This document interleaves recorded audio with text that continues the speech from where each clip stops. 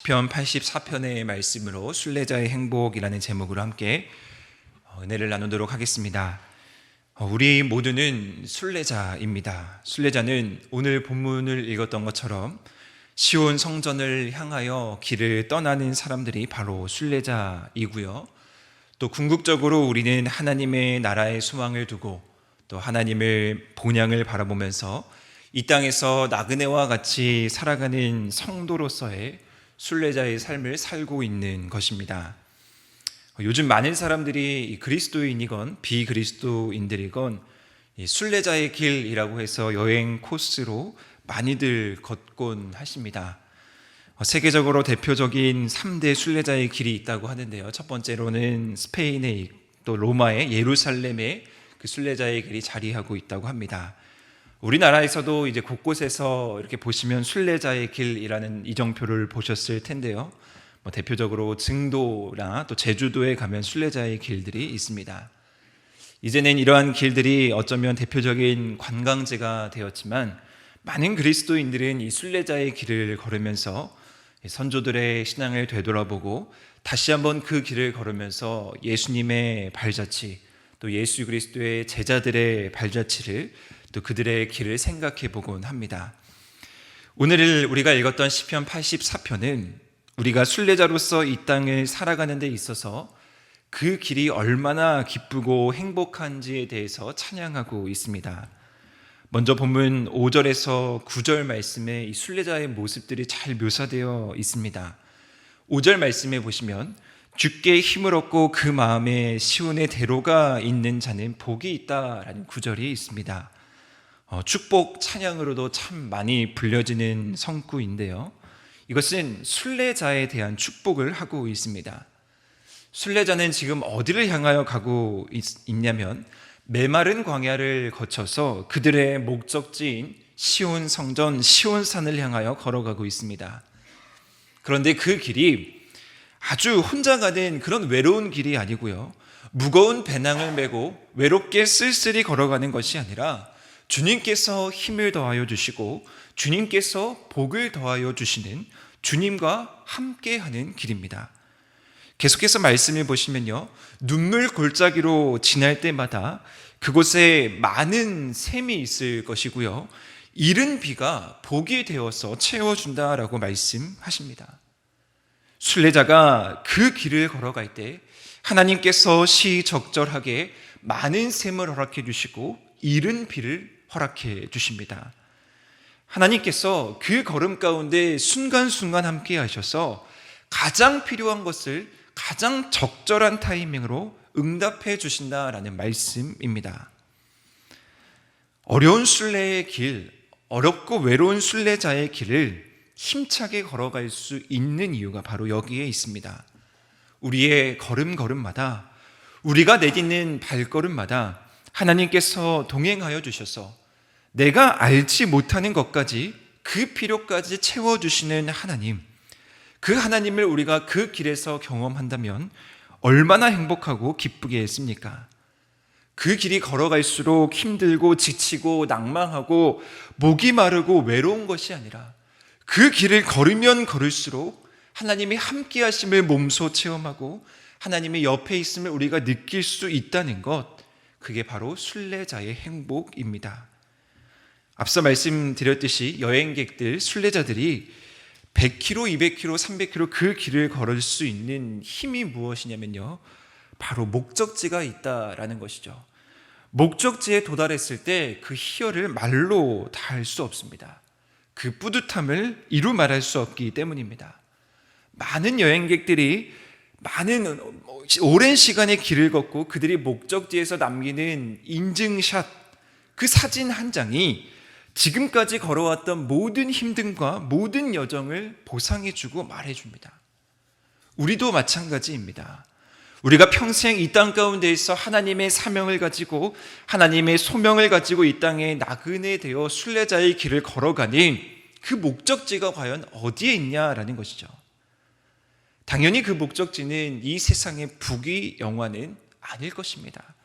오늘 본문에서 명확하게 그 목적지에 대해서 말하고 있는데요, 7절 말씀에 보시면 이렇게 기록되어 있습니다.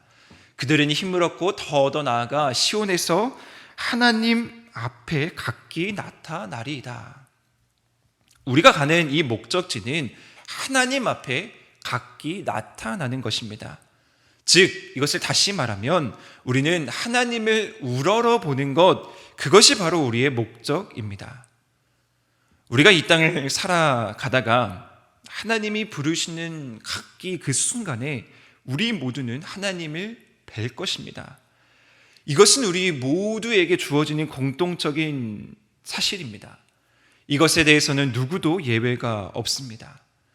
그렇다면 과연 우리는 하나님께서 맡겨주신 이 땅에서의 이 순례의 사명을 다 마치고 하나님이 부르시는 그 순간에 하나님 앞에 우리는 어떤 모습으로 나타나야 한다라는 것입니까? 예수님께서 달란트를 각기 제자들에게 주시고 떠나시며 다시 돌아왔을 때 착하고 충성된 종이라고 여겼던 그 종의 모습이 오늘 우리 가운데 있어야 합니다. 그러면 다시 말씀으로 돌아가 왜 그리스도인들에게 있어서, 왜 오늘을 살아가는 우리에게 있어서 이 순례자의 길이 기쁨이 되고 행복이 되는 것일까요? 예수님께서는 그 길을 좁은 문, 좁은 길이라고 말씀하셨고요. 그 길은 결코 세상의 길과는 다른 길이라고 분명하게 말씀하셨습니다. 그렇다면 우리가 그 길에서, 그 순례자의 그 여정에서 찾을 수 있는 복, 기쁨은 무엇일까? 오늘 우리가 시인의 고백이 우리의 고백이 되기를 원하는데요. 10절 말씀을 우리 다 함께 한번 읽어봤으면 좋겠습니다. 10절 함께 읽겠습니다.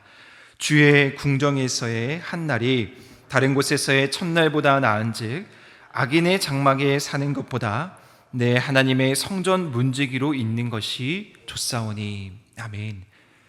다른 어떤 곳에서의 첫날보다 주님의 궁정에서의 한날이 좋고 악인의 장막에서 안락하게 살아가는 것보다 하나님의 성전 문지방에 걸터 있더라도 그 삶이 좋다고 오늘 시인은 고백합니다.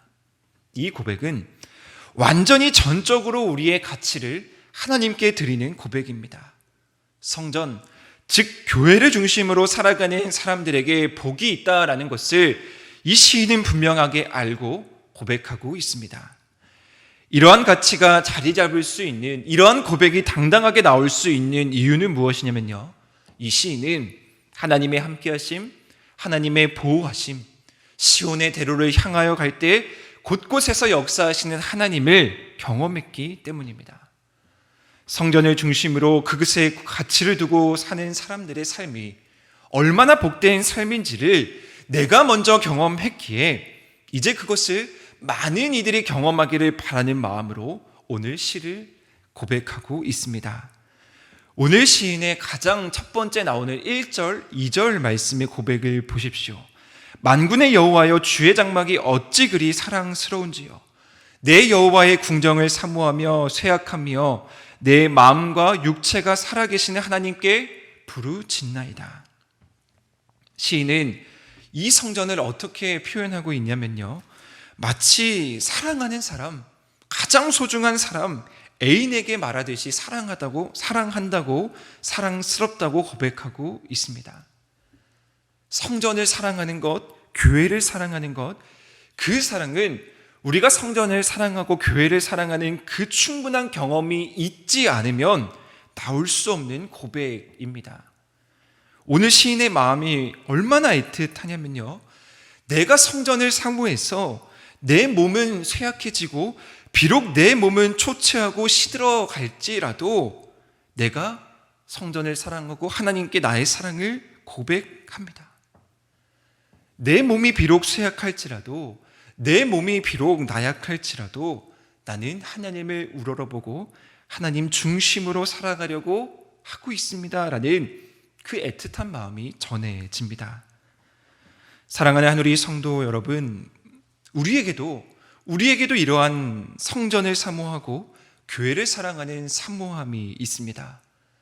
세상에 나가 세상 속에서 첫날을 사는 것보다 우리가 하나님 전에 나와 하나님 전에서 한 날을 사는 것, 그것을 만족함으로 우리는 지금까지 달려왔습니다. 이 사모함의 고백이 다시 한번 이 새벽 우리 자리 가운데 자리하기를 소망합니다. 그리고 오늘 이 시인은 하나님께 나의 왕, 나의 하나님, 만군의 여호와라고 고백합니다.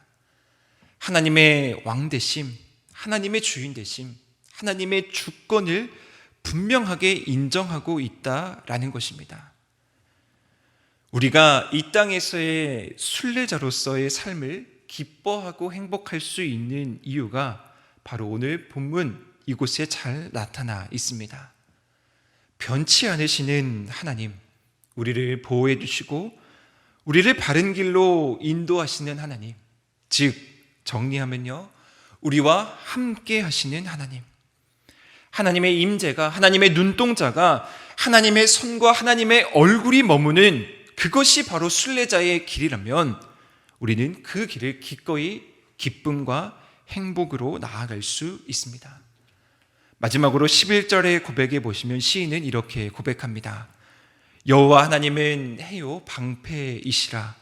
우리에게 은혜와 영화를 주시며 우리가 정직하게 행하면 좋은 것을 아끼지 아니하고 주실 것입니다. 순례자가 아니면 우리는 이 복을 얻을 수가 없습니다. 우리가 주님의 사명을 붙들고 나그네로서 이 땅의 소명을 가지고 나아가지 않으면 우리는 이 11절의 복을 얻을 수가 없다라는 것입니다. 주의 성전에서 머무는 것, 하나님의 임재가 우리 삶 가운데에서 끊이지 않는 것, 그 삶이 얼마나 가치 있는 삶이고 그 삶이 얼마나 행복한 삶인지 우리가 오늘 이 시편 84편의 이 시인의 고백이 다시 한번 우리의 고백이 되기를 소망하며 오늘 하루도 하나님과 동행하며 승리하며 나아가시는 우리 하늘의 모든 성도님들 되시기를 주님의 이름으로 축원합니다.